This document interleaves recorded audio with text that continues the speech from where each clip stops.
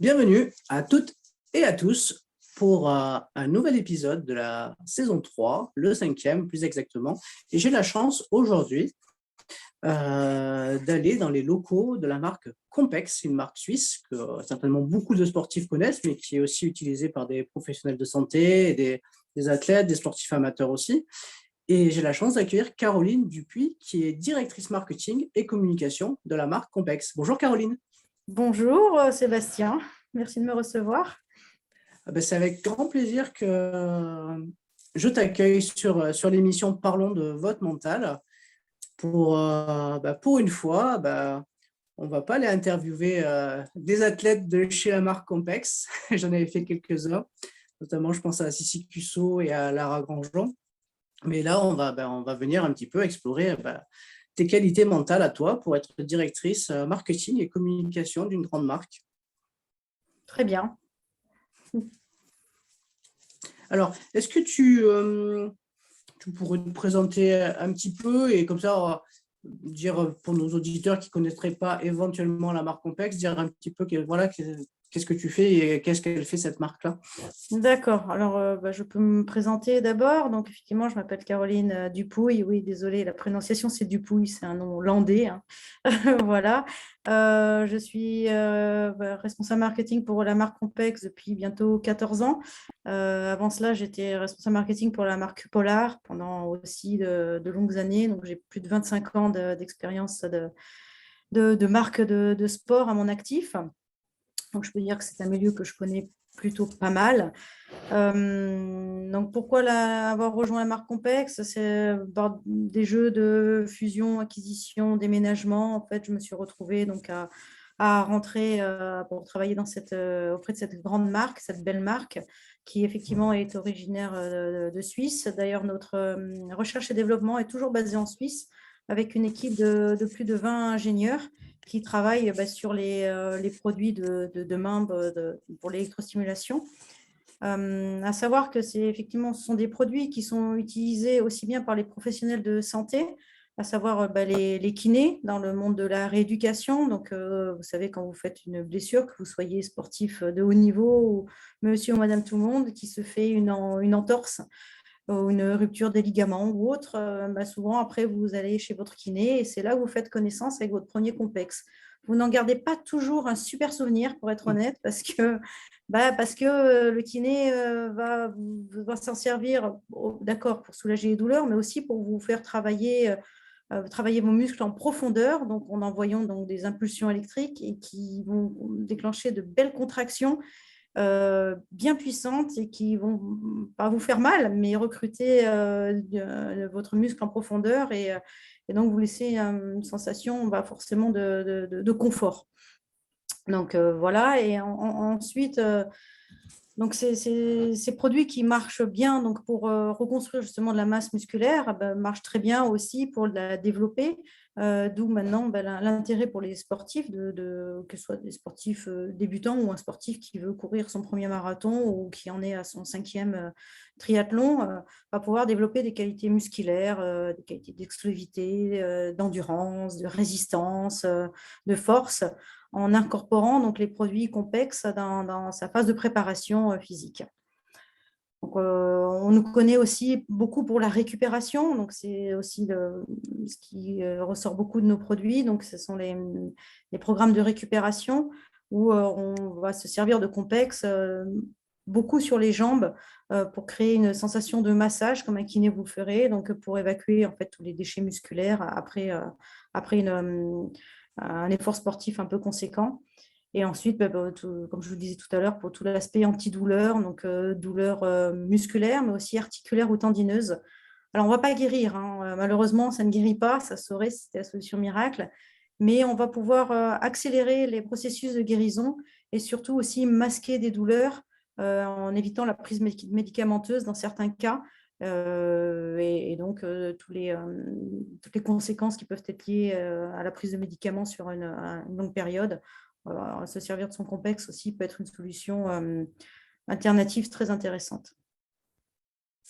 Bon, tu nous as dressé un tableau très, très complet du coup en tout cas des produits complexes que j'ai eu moi la chance déjà d'utiliser et je trouvais ça chouette. Et puis c'est une marque qui est très innovante. Vous sortez régulièrement des nouveaux produits et toujours, voilà, toujours top de pouvoir les utiliser. Mais bon, on est là pour parler de toi. Oui. Alors, on va commencer. Déjà, le podcast, je ne sais pas si tu sais un petit peu, mais on commence toujours par une sorte de petit portrait chinois pour un petit peu situer notre invité. Et donc, c'est quelques questions très simples pour savoir un peu tes goûts, tes couleurs, ce que tu aimes. D'accord, ok, très bien. Ok, alors si tu es prête, on commence. Ok. Alors, Caroline, si tu étais une couleur, quelle couleur serais-tu et pourquoi? Le bleu, c'est ma couleur préférée, effectivement. Est-ce que c'est aussi parce que j'ai la chance d'habiter en bord de mer et que d'aller me promener souvent en bord de l'océan et de voir tout ce bleu à proximité? Mais oui, le bleu, c'est décidément ma couleur préférée. Oui. Si tu étais un livre, quel livre serais-tu? Alors, mon livre préféré que j'ai découvert à l'adolescence et que je relis régulièrement, c'est La Nuit des temps de Barjavel. C'est un livre qui m'a beaucoup marqué et que j'amènerais partout avec moi si je n'avais que ce livre à amener et que j'aurais toujours plaisir à relire. Le moment de la journée que tu préfères? Alors, pas le réveil parce que je ne suis pas trop du matin. Je préfère le soir, la soirée, le dîner du soir, quand j'ai la chance de le partager avec ma famille. C'est le moment où on se retrouve tous pour discuter de notre journée et parler des bons et des mauvais moments de la journée. Ta principale caractéristique en termes de qualité? Enfin, en fait, ta qualité principale, quoi. Ma qualité principale, waouh, c'est dur ça. Ma qualité principale, peut-être la confiance en moi, parce que je pense que ça vient de l'expérience aussi, et c'est quelque chose qu'on acquiert justement avec l'expérience, avec la façon dont on s'est construit. Donc, la confiance en moi, confiance en mes capacités. Si tu étais une citation, quelle citation serais-tu? Ouh là là, une citation comme ça de but en blanc, ouais, c'est raide. Là, je sèche là, de but en blanc comme ça. Bon, s'il y en a une qui te vient après, tu pourras nous la donner. Ouais. Ça, ouais. Pas de problème. Quel est ton trait de caractère principal?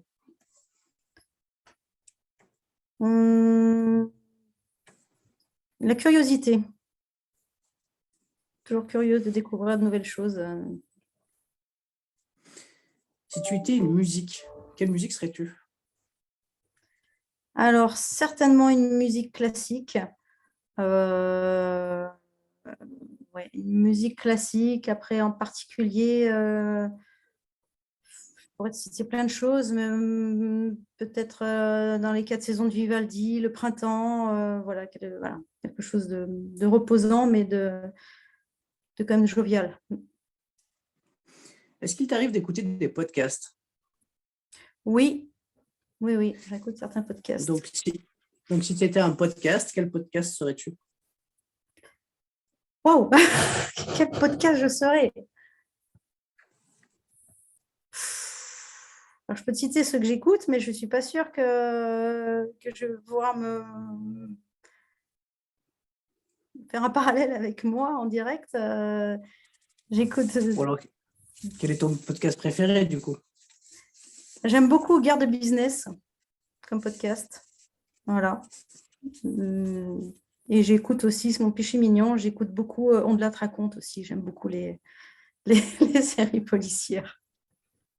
Ok. Et tu connaissais pas le podcast Parlons de votre mental? Et Incroyable. non, pas encore, mais je vais le découvrir, en écouter des épisodes sans aucun problème. Il y a des épisodes avec Sissi et Lara Ouais. qui sont géniales dans la deuxième saison, qui sont chouettes. Allez, la dernière. Si tu étais un sport, quel sport serais-tu? Je serais un sport équestre, le concours complet d'équitation. Et on revient sur celle où tu calais un petit peu, Ah, la la citation. citation, Est-ce que- est-ce- est-ce qu'elle est revenue depuis? Que tu as une citation non, qui te elle plaît? n'est pas revenue, mais ce serait certainement quelque chose sur le bonheur ou sur, ouais, ouais, certainement en lien avec le bonheur et sur de prendre la vie comme elle vient, parce qu'on n'a qu'une vie et qu'il faut savoir en profiter. Ouais. Ok, bah, c'est une belle citation. Ok, alors merci beaucoup pour ce petit portrait chinois. Là, du coup, on va revenir un petit peu sur ton parcours déjà. Hmm. Est-ce que tu pourrais, de manière, alors je sais que tu as un sacré parcours, du coup, de manière un petit peu synthétique, est-ce que tu pourrais nous le retracer un petit peu? Oui, tout à fait. Mon parcours, bon, si on remonte, on va peut-être pas remonter à l'école maternelle quand même. Euh, J'ai eu un bac S. Alors, bon, les jeunes générations ne savent plus ce que c'est qu'un bac S, hein. Donc maintenant, c'est les options. Voilà, parce que j'ai des enfants qui sont en âge d'être en terminale. Donc, c'est un bac scientifique. Suite à ça, j'ai fait une prépa qui s'appelait prépa HEC à l'époque, qui maintenant s'appelle les prépa ECS pour les grandes écoles. Et suite à ça, donc j'ai passé des concours et j'ai atterri en école supérieure de commerce à Tours. Alors pourquoi Tours? Parce qu'il y avait une option sur l'ouverture sur le Japon. Et depuis mes années adolescentes, j'ai toujours rêvé de partir au Japon et d'en savoir plus sur le Japon. Donc j'étais très intéressée par ce pays, très fascinée. Et dans mon parcours étudiant, j'ai eu la chance de partir vivre un an au Japon. Donc en année à l'époque, on disait sabbatique, maintenant on dit de césure, c'est plus chic, hein, ça fait peut-être un peu moins branleur, entre guillemets. Mais c'était pas de tout repos, puisque quand je suis arrivée au Japon, j'ai été directement dans une université immergée en cours en japonais toute la journée, avec un an de cours de japonais derrière moi, et c'était juste waouh, une découverte énorme d'un pays où en fait on n'a aucun repère avec ce qu'on connaît. Donc ça a été une année fantastique. Bon, après avec ses hauts et ses bas, parce que j'étais au Japon en 96 lors du tremblement de terre à Kyoto. Donc j'étais à Kyoto, donc enfin à Kobe pour être précis. Et donc j'ai vécu un vrai tremblement de terre. Donc c'est là où tu te dis, waouh, on est vraiment peu de choses sur Terre et que ça peut basculer facilement. Et c'est là où tu te dis, oui, il faut savoir profiter des choses du quotidien parce que ta vie peut s'arrêter du jour au lendemain. C'est la seule fois de ma vie où j'ai eu vraiment peur de mourir, quoi. Je pensais que voilà, que ça serait fini pour moi. Donc ensuite, je suis revenue en France et puis j'ai fait mon stage de fin d'études dans une entreprise sur le Pays Basque, une entreprise qui n'avait rien à voir avec le milieu du sport, une entreprise de puériculture et je suis restée en fait au Pays Basque parce que je suis tombée amoureuse de ce beau pays et je suis rentrée chez Polar et puis par la suite chez Compex.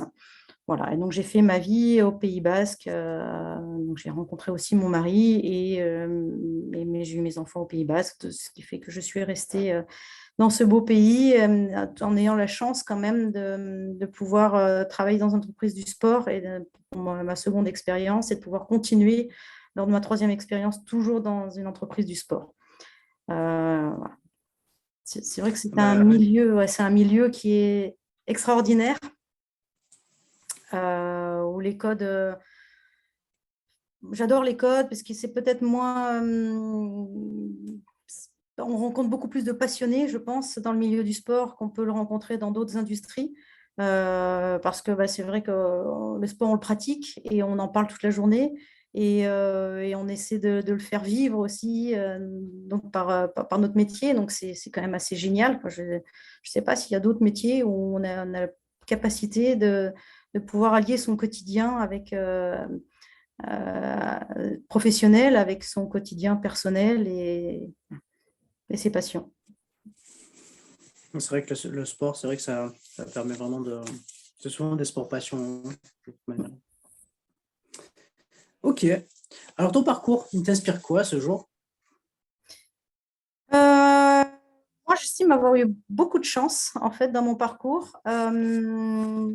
Beaucoup de chance parce que j'ai fait des très belles rencontres aussi, parce que comme je disais, dans le milieu du sport, bah, c'est vrai que j'ai eu la chance de rencontrer un grand nombre de sportifs, de tous sports confondus. Là, on parlait des athlètes qui nous accompagnent aujourd'hui, comme Sylvain Cussot ou comme Lara Grangeon, mais j'ai eu aussi la chance de travailler avec un Kylian Jornet, d'aller sur son terrain de jeu chez lui avec sa compagne d'alors qui est devenue donc sa femme, avec qui il a fondé son foyer. J'ai eu la chance de travailler avec des handballeurs professionnels comme Jackson Richardson, donc de fréquenter un très grand nombre de sportifs, des cyclistes, et cette partie-là, c'est juste génial de ce côté-là. Après, le marketing, comme je l'ai appris à l'école et le marketing que je pratique aujourd'hui, bah, il y a un fossé. Moi, quand j'étais diplômée, lorsque j'étais en école de commerce, les premiers ordinateurs portables commençaient à devenir pas monnaie courante, mais on équipait les premiers étudiants qui avaient la chance de pouvoir s'en acheter un. C'était l'investissement, enfin, pas de l'année, mais pas loin. Moi, j'avais acheté mon Compaq, ça s'appelait Compaq. Je l'avais acheté 20 000 francs, donc 3 000 euros. Si on le rapporte aujourd'hui, je ne sais pas combien ça coûterait en euros, hein, si on met l'inflation, tout ce qui va autour. Voilà, donc c'était un portable en noir et blanc, hein, aussi, il n'y avait pas la couleur, et on apprenait à programmer. Et aujourd'hui, on travaille avec des intelligences artificielles. Voilà, moi, j'ai dû, pendant toute ma carrière, bah, me mettre à jour, apprendre beaucoup sur mon métier, apprendre beaucoup des nouvelles technologies pour être toujours bah, capable d'exercer mon métier. Donc, c'est un métier qui est en renouvellement constant, hein, en évolution constante. Et donc, c'est ce qui en fait aussi la richesse, hein. C'est vrai que, voilà, il y a 20 ans, on faisait de la publicité dans les magazines, à la télévision, et maintenant, on fait de la publicité qui n'a plus rien à voir, hein. Enfin, voilà, on n'achète pas de la même façon, on ne fait pas de la même façon, même si les centres d'intérêt sont les mêmes pour les pratiquants, leur façon de consommer bah, du média, de la presse, est complètement différente. Donc, on a dû se réadapter en permanence, quoi. Effectivement, ouais, on est beaucoup dans une ère de digitalisation. Oui, Effectivement. tout à fait. Il y a pas que ça. C'est vrai il y avait beaucoup de salons du sport aussi auparavant. Donc, c'est vrai que voilà, il y avait beaucoup plus de rassemblements. Aujourd'hui, les salons du sport, oui, il y a beaucoup d'événements sportifs, hein, sur lesquels on est présent pour faire montrer nos produits, pour montrer que nos produits fonctionnent, nos technologies et autres. Mais ça évolue aussi énormément. Les gens sont de plus en plus en veulent de plus en plus pour leur argent aussi, hein. Donc, quand ils viennent nous voir, voilà, il faut qu'ils en aient pour leur argent. Et voilà, je pense qu'il y a eu ouais, beaucoup d'évolution. Effectivement. De quoi tu es le plus satisfaite avec le recul? Euh, je pense de tout ce que j'ai pu construire en termes d'équipe de personnes, donc de collaborateurs qui m'entourent. C'est aussi très important, hein, tu ne travailles pas tout seul, que ce soit tes collaborateurs proches ou les équipes de vente avec lesquelles tu travailles, ou effectivement les partenariats que tu mets en place avec des fédérations, des athlètes ou des agences de com. Voilà, c'est plus ouais, tout cet aspect humain en fait, et des rencontres que tu fais voilà, au quotidien dans ton travail. Si je te dis la phrase rendre possible l'impossible, est-ce qu'elle fait écho à ton parcours? Pff, oui, enfin c'est un peu peut-être un peu pompeux et peut-être ouais. Non, c'est se donner les moyens en fait de progresser et d'atteindre ses objectifs au quotidien, hein. Parce que c'est pas, enfin, rien n'est impossible en fait, hein. C'est juste de se donner les moyens d'y arriver, quoi. De s'entourer des bonnes personnes, des bonnes technologies, des bonnes voilà, et surtout toujours se remettre en question, en cause. C'est vrai que moi, j'ai 50 ans, je travaille avec des petits jeunes qui ont 25 ans. ont 27 ans, qui arrivent avec leur bagage, effectivement, qui sortent de l'école, qui savent tout, enfin, parce qu'ils ont accès aux nouvelles technologies, voilà. Donc, si tu n'as pas la lucidité de te dire autant, il faut que je sois à la hauteur, donc il faut aussi que je me replonge dans des formations, que je me mette à niveau. Voilà, tu ne vas pas être capable pas de rivaliser, mais de travailler aussi en harmonie avec les gens. Donc, c'est juste de se remettre en question tout le temps, en fait, et d'aller chercher ce que tu ne sais pas faire pour pouvoir progresser. On parle beaucoup de gross marketing ces derniers temps. Donc, c'est un peu ça. On fait beaucoup Oui, d'A/B testing, on teste. Enfin, oui, c'est c'est ça. c'est un peu comme dans le sport, hein, finalement. Parce que c'est en essayant, en testant qu'on arrive à l'efficience comment dire, de nos réalisations, quoi. Ouais, on est d'accord, il y a pas. Moi, ce que je dis, c'est que c'est pas une science exacte, hein, malheureusement, hein. Puis Mm. ça serait trop facile. Ça serait bien, hein, ça serait Et, pratique, hein. Mais et oui, et en plus, sur tout ce qui est digital, il faut arriver à dompter tous les algorithmes de chaque réseau social, essayer de comprendre comment ils fonctionnent. voilà, Donc voilà, donc en tout cas, si on veut faire comment dire, optimiser ses comptes sans forcément passer par les solutions payantes. Donc, voilà, c'est non, ça. mais c'est vrai que c'est intéressant en tout cas. C'est intéressant de se plonger là-dedans. Mm. Ok, allez, on va parler de mental. Si tu devais le définir, le mot mental, tu le définirais comment? Mon mental, moi, je définirais justement de toujours avoir envie d'avancer malgré les échecs et les obstacles qui sont sur ta route, hein, parce que c'est vrai que on n'en a pas parlé, mais c'est vrai que moi, je suis une femme, je suis une mère aussi, j'ai eu 3 enfants. J'ai dû gérer à la fois ma vie de femme, ma vie de couple, ma vie de mère et de mes enfants, mon parcours professionnel. Donc, il faut avoir quand même des fois un sacré mental, hein. Il faut pas parfois cloisonner aussi, hein, pour pas se laisser déborder, mais aussi arriver à être présent sur tous les aspects. Alors, je dis pas que j'ai toujours réussi, hein, ça serait se mentir complètement. Je suis pas fière de tout ce que j'ai fait, d'avoir des fois pas sacrifié, mais mis de côté aussi la vie de famille parce que la vie professionnelle, c'est vrai que c'est épanouissant, hein, quand il faut partir sur un salon, partir en déplacement. Si tu as ton petit dernier qui est malade, tu fermes un peu les yeux, tu dis ouf, ça va passer, hein, papa va gérer. Donc, mais voilà, c'est d'arriver le mental, c'est d'arriver justement à conjuguer tout ça pour avancer et puis être satisfaite de là où tu arrives. Bon, des fois, et de pouvoir te satisfaire de là où tu arrives, parce qu'il y a des fois, il faut effectivement mettre certaines choses de côté parce que tu peux pas y arriver de tous les aspects tout le temps à 100%, quoi. C'est pas possible. Est-ce que tu utilises la préparation mentale dans ton quotidien? Pas beaucoup, non, pour être honnête. Mais je pense qu'en fait, comme je disais, j'ai fait une classe prépa et je pense que j'ai développé mon mental au cours de ces 2 années de prépa qui étaient très difficiles parce que parce que je n'étais pas douée, hein, naturellement, hein. Je suis quelqu'un de très travailleur, mais pas forcément, voilà, je ne suis pas une enfant précoce, je suis pas douée, hein, j'ai besoin de travailler pour réussir, quoi. Et donc, j'ai appris beaucoup de techniques de travail et de concentration qui m'aident, je pense, au quotidien, quoi. Voilà. Je suis quelqu'un je suis capable de travailler même s'il y a du brouhaha ambiant, par exemple. J'arrive à cloisonner, fermer mes oreilles et j'arrive à avancer, à travailler. Voilà. Ok. Tout à l'heure, on parlait de confiance. Tu as dit que c'était un principal trait enfin, une de tes principales qualités, la confiance. Du coup, est-ce que tu peux nous expliquer comment tu as réussi à la bâtir, ta confiance, à la construire? Alors, comme je disais, ouais, il y a la confiance en moi parce que je, je m'auto-persuade que je vais y arriver et que de toute façon, je n'ai pas le choix, donc il faut que j'y arrive.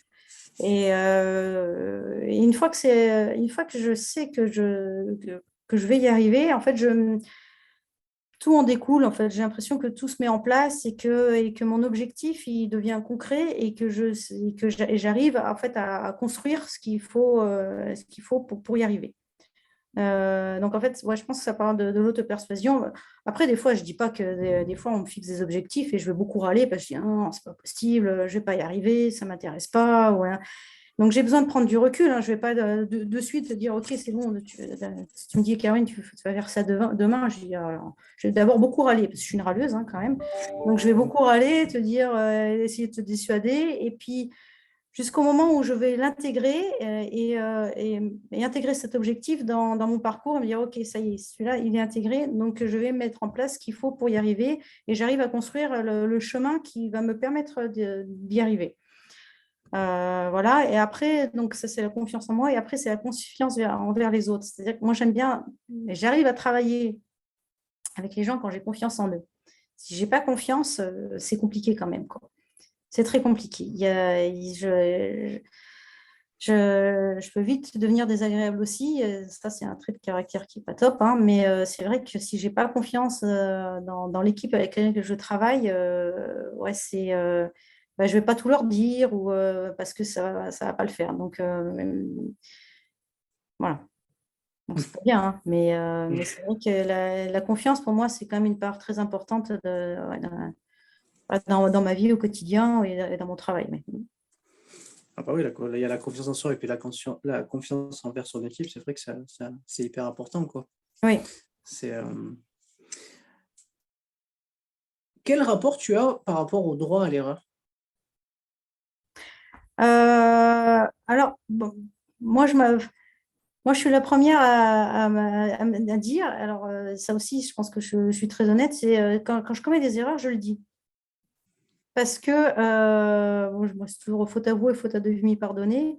Bon, j'en ai commis une, bah, d'ailleurs, hier. Et ce matin, j'avais mon manager au téléphone et je lui dis, au fait, je crois que j'ai fait une bourde hier, donc je t'explique. Voilà, il me dit, oh, bon, t'es pardonné. Je dis, ouais, mais je te le dis parce que ça peut avoir un impact. Voilà, je t'explique parce que j'avais mal compris. Voilà. Et j'estime que c'est, bah, voilà, une fois que tu l'as expliqué, bah, c'est vrai qu'on essaie de trouver des solutions pour que ça ne se reproduise plus, en fait, et peut-être parce qu'en fait, on n'a pas mis en place les choses qu'il fallait hein, pour éviter que cette erreur se produise. Mais je préfère, à moi, avouer mes propres erreurs et que les gens autour de moi avouent leurs erreurs plutôt que de les camoufler et l'apprendre après, parce que c'est toujours malsain. Et puis, je te dis, si tu donnes, enfin, ça fait partie de la confiance, quoi. Dire, OK, j'ai commis une erreur, mais bon, ouais, voilà, on en parle. Voilà, bon, ben voilà, tu as commis une erreur. Enfin, franchement, la société n'est pas en péril pour autant, quoi, il me semble. Enfin, voilà, donc c'est bon, on va trouver une solution et puis on fait front. Et puis, moi, je préfère quand même que l'équipe, je dis, OK, si tu veux, au lieu de dire j'ai, ben, on dit nous avons commis une erreur et puis voilà. Et puis on l'intègre pour l'équipe. On n'a pas besoin de mettre la responsabilité sur telle ou telle personne. C'est pas grave, quoi. Mais ça fait partie du parcours, de toute façon. Enfin, comme mon fils a eu un accident de voiture, il était au 36e dessous. Je dis, mais quand tu as appris à marcher, tu es bien tombé. Donc, tu t'es relevé. Je dis, ben là, tu as eu un accident de voiture, voilà, il faut se relever, il faut comprendre pourquoi tu l'as eu, et puis ça ne se reproduira plus. Voilà, il faut apprendre de ses erreurs, de toute façon, pour rebondir et se construire. Sinon, qui ne commet jamais d'erreur? Enfin, je ne connais personne qui n'a jamais commis d'erreur. Enfin, je ne sais pas, si? Tu en connais, toi? Bon. Non, moi, je ne connais pas trop. Je ne connais, Voilà. je connais pas. Non, non, mais de toute façon, dans tous les parcours, quel que soit l'environnement professionnel, que ce soit le sport ou autre chose, on va apprendre par les erreurs. Oui, bah oui, oui, oui. Puis je te dis, en plus, moi, le marketing, il y a beaucoup de tâtonnements aussi, même si on fait de la B-testing, des fois, on n'a pas le temps d'en faire hein, déjà. Et puis, il y a des fois, on se dit, wow, ça a super bien fonctionné. Bon, on va essayer de comprendre aussi pourquoi ça a bien fonctionné pour remettre en place les mêmes recettes. Et quand ça a complètement foiré, on essaie de comprendre. Bon, des fois, on ne comprend pas hein, d'ailleurs. On se dit, bon, bah zut, pourquoi? Mais on ne sait pas toujours. Hein. C'est vrai qu'on ne sait pas toujours pourquoi ça ne fonctionne pas hein, non plus. Hein. Ouais, effectivement. Mm. Effectivement. Le regard des autres, est-ce que c'est quelque chose qui, au cours de ta carrière, a pu te poser des soucis? Et si oui, comment tu as su t'en détacher? Alors, oui, oui, je pense que alors, oui, ça m'a posé des soucis, que ce soit le regard de père ou le regard de manager, effectivement. Alors, c'est pas toujours facile de s'en détacher, hein, parce que quand ça vient d'un manager aussi, c'est compliqué, hein, parce que c'est vrai que bah, je te disais, quand tu commets une erreur, que tu l'avoues et que ton manager bah, ne te pardonne pas ou t'enfonce ou ne comprend pas, c'est compliqué quoi, de continuer d'avancer, hein. Donc ça te remet quand même, ça te secoue pas mal. Après, quand c'est ouais, des gens, des collaborateurs ou des pairs, donc c'est vrai que ça peut faire mal aussi hein, d'entendre dire, ouais, tu sais, j'ai entendu dire que, oui, ça fait mal aussi, hein. Voilà, on est tous, on reste humain, hein, on reste humain, on a envie d'être apprécié, que ce soit au niveau personnel ou professionnel, hein. C'est vrai on a plus envie d'attirer les lauriers que le bâton pour se faire battre, quoi. C'est sûr, Mm. c'est sûr, c'est sûr. Est-ce qu'il est, selon toi, important de rester positive au quotidien? Oui, je crois que c'est important parce que quand on travaille dans une équipe, il y a des hauts et des bas, hein. Au cours des 3 dernières années, on ne peut pas dire que ça a été non plus facile, hein, en fait, entre le Covid, le post-Covid, des collaborateurs qui étaient en Covid long, ou autres. C'est vrai que ça a été compliqué de rester positif, mais bon, bah, après, si tout le monde amène aussi ses soucis au bureau, bah, ça devient compliqué aussi, hein, parce que tu plombes quand même l'ambiance, hein. Donc oui, je pense il faut rester positif, tourner vers l'avenir et sur des jours meilleurs quand ça va pas, parce que sinon, bah, à part s'enfoncer et puis plomber l'ambiance, tu peux pas faire grand-chose d'autre, quoi. Donc oui, il faut, oui. Oui, pour moi, c'est important, mais c'est pas toujours facile hein, quand même, hein. C'est vrai qu'il faut des fois trouver des ressources bien enfouies hein, pour rester positif, hein. Oui, je pose souvent cette question parce qu'on parle beaucoup de psychologie positive et on parle beaucoup aussi de qualité de vie au travail. Oui, Ces derniers et du coup, je pense que c'est aussi important aussi, de prendre, et le prendre soin et puis le fait de rester positif, ça aussi, hein, ça, comment dire? Ça véhicule une énergie, qui peut aider les équipes à aller de l'avant aussi. oui. Après, c'est pas toujours évident, ça dépend aussi de ton environnement de travail. Nous, on a la chance, on a un environnement qui est sympathique, avec des collègues, on s'entend très bien. Voilà, après, je te dis, si dans une équipe, il y en a deux ou trois qui commencent à plomber l'ambiance, t'as beau être positif, tu Ça peux peut pas être forcément. compliqué. C'est compliqué aussi, quoi. Mm. On va parler de motivation. Comment tu agis sur ta motivation au quotidien pour toujours, garder le cap? Euh, alors, c'est pas toujours évident, hein, parce que même si j'essaie de rester positive, c'est vrai que la motivation, moi, il y a des jours où tu n'es pas motivé, hein, il ne faut pas se voiler la face, hein, hier, de reprendre le travail, j'étais pas forcément folle de joie et motivée, hein, voilà. Mais bon, après, je pense que ça s'entretient et une fois que tu te replonges dedans et que les sujets t'intéressent. C'est vrai que moi, j'ai la chance de faire un métier que j'adore quoi aussi. J'adore mon métier, j'adore le marketing, j'adore ma marque, j'adore Compex parce qu'on a des produits fabuleux. Et donc, les deux alliés, ben, enfin, pour moi, sont très motivants parce que c'est vrai que tu, euh, on a de la chance de construire aussi, comme je disais, avec des athlètes, avec des partenaires et de pouvoir échanger. Et donc, ça joue beaucoup sur la motivation. Donc, moi, chaque fois, c'est ce que je me mets en tête en disant, OK, là, ce que je suis en train de faire, bah, le projet final, c'est d'augmenter les ventes ou d'augmenter la visibilité sur mon site. Donc, si on y arrive, enfin, petit à petit, bah, je serai contente d'y arriver. Donc, ouais, je pense que je puise ma motivation au fond de moi et avec tout ce qui m'entoure, en fait, dans mon quotidien, quoi. OK. On va parler de la gestion des émotions. Est-ce qu'il t'est déjà arrivé certainement, hein, je pense, hein, de connaître de la pression, du stress, par rapport à un événement, par rapport à des objectifs à atteindre? Et si la réponse est oui, comment tu fais pour, gérer cette pression?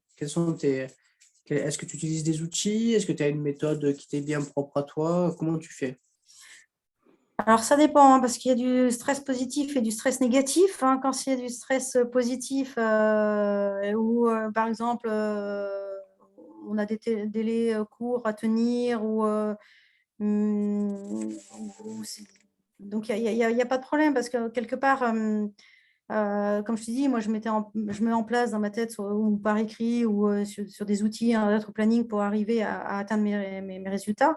Quand c'est du stress négatif, parce qu'on va te mettre la pression et mal placé, ou parce que tu auras un manager, alors pas actuellement, mais j'en ai eu, hein, des managers qui vont à chaque fois descendre le travail que tu fais et ne seront jamais satisfaits. Et celui-là, je sais pas, non, j'avoue que celui-là, j'ai eu toujours beaucoup de mal à le gérer. Et donc voilà. Donc celui-là, je sais pas bien le gérer, le stress négatif, parce qu'il détruit et au lieu de construire, et j'ai pas d'emprise dessus. Donc ce stress-là, je ne sais, non, j'avoue que, et moi, ça se traduit chez moi par je me bloque le dos. Donc ça Ah ouais, m'arrive. ok. Ouais, je comprends. Donc voilà, donc D'où l'expression d'avoir plein le dos. voilà, d'où l'expression. Et alors, on a la chance, nous, chez Compex, on a les outils pour. Donc, quand je sens que ce stress-là arrive, voilà, parce que quand j'ai pas d'emprise sur le projet, où je sais que ce n'est pas uniquement lié à moi ou mon entourage ou mes collègues proches, on n'a pas les moyens de résoudre la problématique parce que ça nous dépasse. Là, ça devient du stress négatif parce que tu n'as pas d'emprise sur le travail, tu n'as pas d'emprise sur le projet. Et là, effectivement, c'est négatif parce que vois pas, moi, je ne vois pas l'issue du tunnel, je ne vois pas l'issue du projet puisque je n'ai pas d'emprise dessus. Et là, oui, c'est négatif. Et là, j'avoue que là, je ne sais pas faire face. Ok. On revient sur la concentration. Tu nous as dit tout à l'heure que c'était un élément sur lequel tu étais, comment dire, tu avais des outils pour optimiser ça parce que tu avais su pendant tes 2 années de prépa. Du coup, donc comment tu fais pour optimiser ta concentration, même quand il y a du bruit, quand il y a du monde? Je ne sais pas, mais je pense qu'en fait, je me concentre sur mon travail et j'arrive à éliminer le bruit ambiant, effectivement. Alors, je ne suis pas quelqu'un qui travaille du tout avec la musique, avec le casque rivé aux oreilles, avec de la musique. J'en ai pas besoin. Même quand je fais du sport, même quand je marche, ce n'est pas quelque chose dont j'ai besoin. Mais j'arrive à me couper du bruit en me concentrant sur mon travail. Je ne sais pas, c'est naturel. Je n'ai pas de technique particulière, en fait, hein. En fait, tu te concentres parce que tu es vraiment focus sur l'objectif à atteindre, certainement. Oui, oui, oui. Et du coup, ça te permet de ne pas avoir d'éléments parasites qui viennent te distraire. Mm. Alors, c'est marrant parce que j'arrive très bien au travail. Quand les enfants étaient petits, par contre, le bruit ambiant, c'était. Je n'ai pas réussi forcément à appliquer les mêmes recettes au travail que dans mon Oui, casting. avec les enfants petits, c'est plus compliqué, hein. Oui, C'est plus compliqué. Parce que quand ils veulent quelque chose, ils savent comment l'obtenir. c'est sûr. Eux, ils connaissent bien le process A/B testing pour aller à l'objectif. Oui, Ils testent, oui, oui. hop. Faut toujours garder en tête ça, parce que du coup, je trouve que ça sert aussi quand on est adulte, de Oui, pas oublier que pour aller à un objectif, il y a plusieurs chemins pour y aller. oui, oui, tout à fait. Mais bon, heureusement que je n'ai pas des enfants au bureau, hein. Allez, une petite dernière. Il paraît que pour avoir une force mentale, il ne faut rien lâcher. Qu'est-ce que tu en penses, Caroline? Ah, je ne sais pas. Parce que je pense qu'il faut savoir lâcher prise quand même aussi, hein. Et justement, enfin, ce que je disais, c'est admettre aussi qu'on ne sait pas tout et qu'on a besoin aussi de formation ou de benchmarker ou d'aller, enfin, pour arriver aussi à ses fins, quoi, donc à construire quelque chose. Donc, je pense que le lâcher prise aussi, ça fait du bien aussi, hein, parce que si tu lâches jamais prise, enfin, il y a un moment où tu t'effondres, hein. Il faut savoir lâcher prise aussi. Moi, en tout cas, je pense que j'arrive à lâcher prise des fois, et puis pour laisser même échapper, voilà, tu peux pas être concentré et motivé et toujours focus sur tes projets à 100%. Il y a un moment, tu es obligé de lâcher. Hein, sinon, bah, tu vis, tu rêves boulot tout le temps, quoi. C'est pas possible. C'est un peu de l'intermittent, en fait. C'est ça, comme pour les sportifs. Tu donnes à fond, hop, une petite coupure, hop, tu repars à fond. C'est un peu de l'intermittent. Bah, oui, oui, oui, même sur une journée de travail, on le voit bien qu'il faut bien lâcher prise des fois, parce que sinon, tu peux pas être focus pendant 4 heures d'affilée. Hein. On sait très bien que la concentration, ça n'excède pas non plus un certain laps de temps. Hein. Il faut bien. Alors nous, on a la chance dans un bureau ouais, de lâcher prise, de raconter des blagues ou d'aller se faire un café ou de.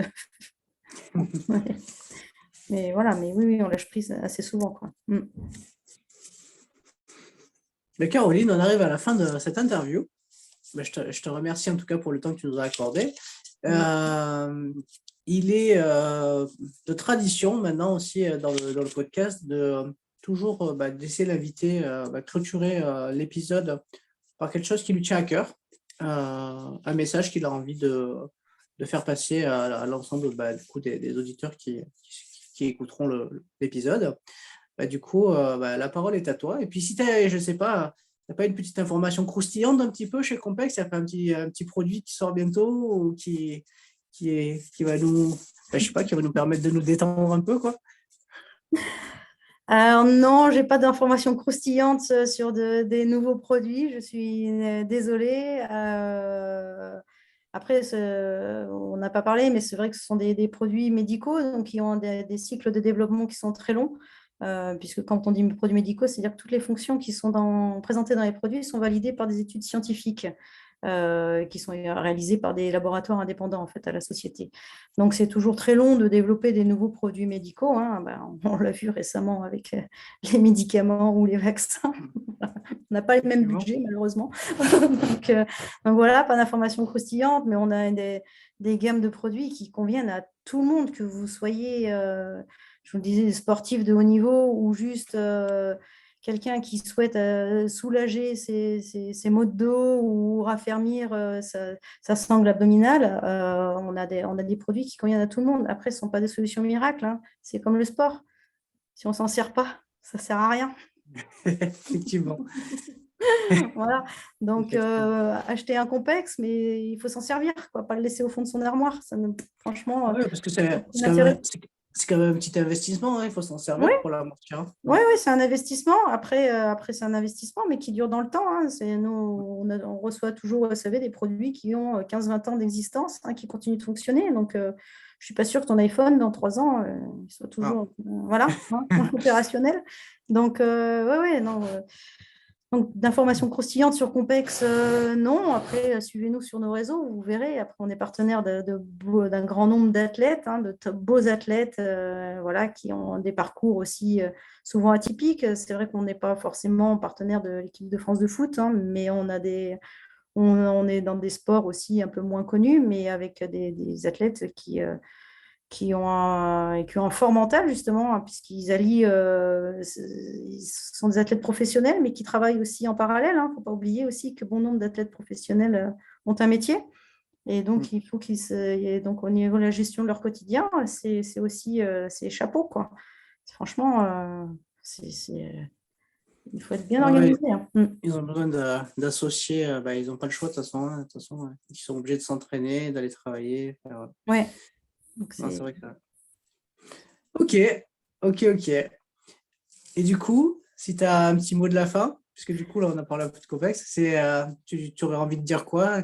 C'est quoi qui te tient à cœur?